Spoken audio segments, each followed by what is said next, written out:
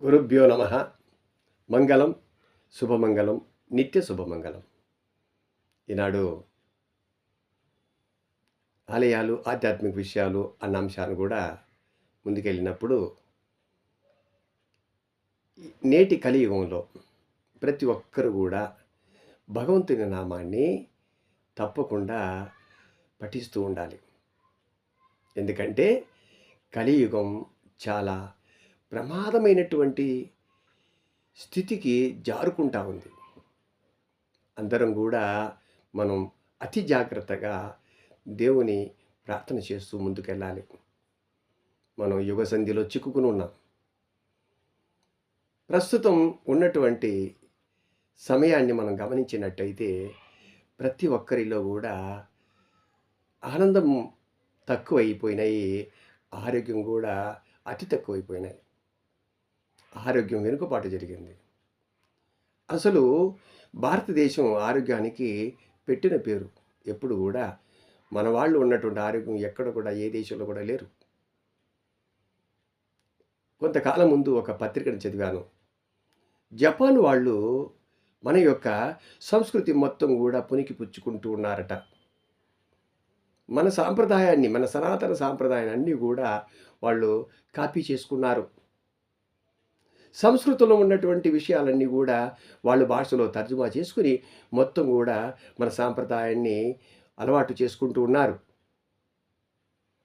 వాళ్ళు, మీరు గమనించండి, లేదో తెలియదు కానీ మీరు గమనించండి, వాళ్ళు పొద్దున సద్ది తింటున్నారండి, అంబలి తాగుతున్నారండి, రాగితో జావ తీసుకుంటున్నారండి, ఆవు పాలను తీసుకుంటున్నారండి. వీళ్ళందరూ కూడా మన సంస్కృతిని అలవాటు చేసుకుంటూ ఉంటే, మన భారతదేశంలో ఉన్న వాళ్ళు మాత్రం పిజ్జాలు, బర్గర్లు తింటూ ఉన్నారండి, కాఫీలు తాగుతూ ఉన్నారండి. మరి నేను ఎందుకు ఇదంతా చెప్తున్నాను అని అంటే, ఆరోగ్యం అనేది రోజు రోజుకు క్షీణిస్తూ ఉంది భారతదేశంలో. అందరూ కూడా నిరంతరం కూడా మందు సేవన, అంటే మందు అంటే అది కాదు, మెడికల్ ఏదైతే ఉందో వైద్య సేవల నిమిత్తం మందులను తీసుకుని జీవనం సాగించే రోజులు నిరంతరం జరుగుతూ ఉంది. ఎవరు కూడా వైద్య సేవ లేనిదే జీవనం సాగించలేకపోతూ ఉన్నారు. వాటన్నిటికి కారణం మనమే. ఎవరో వచ్చి చేయలేదు, మనమే చేసుకుంటున్నాం. మన చేతులారా మనమే చేసుకుంటున్నాం. మనం ఏసీలో ఉన్నటువంటి భోజనం తిని మొత్తం కడుపన్ని కూడా చెడగొట్టుకుని హాస్పిటల్ పాలవుతున్నారు. కాబట్టి ఆనాటి సంస్కృతి ఏదైతే ఉందో అవన్నీ కూడా నేడు పునరావృతం కావాల్సిన పరిస్థితి ఉన్నది.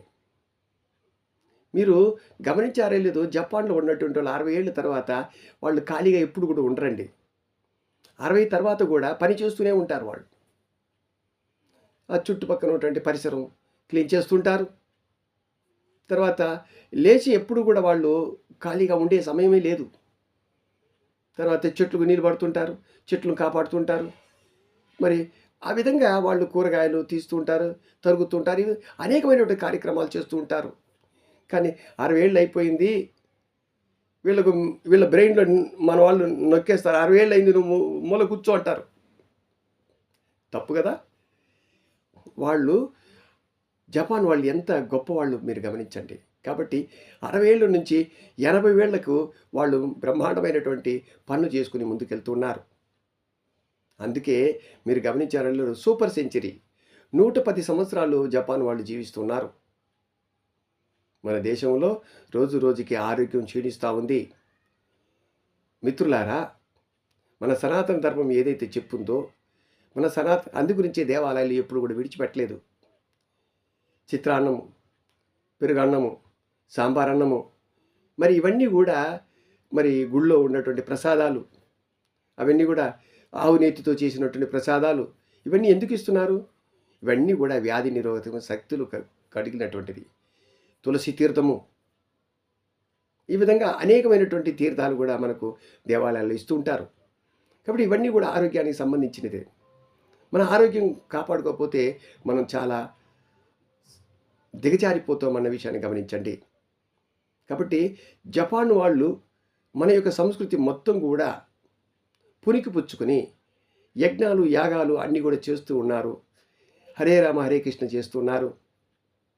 మనం మాత్రం దేవుడు లేడు అంతే. ఈ ఒకే పద్ధతిలో వెళ్తున్నారు. దానివల్ల మనం క్రిందికి వెళ్ళిపోతున్నాం. భగవంతుడు ఉన్నాడండి.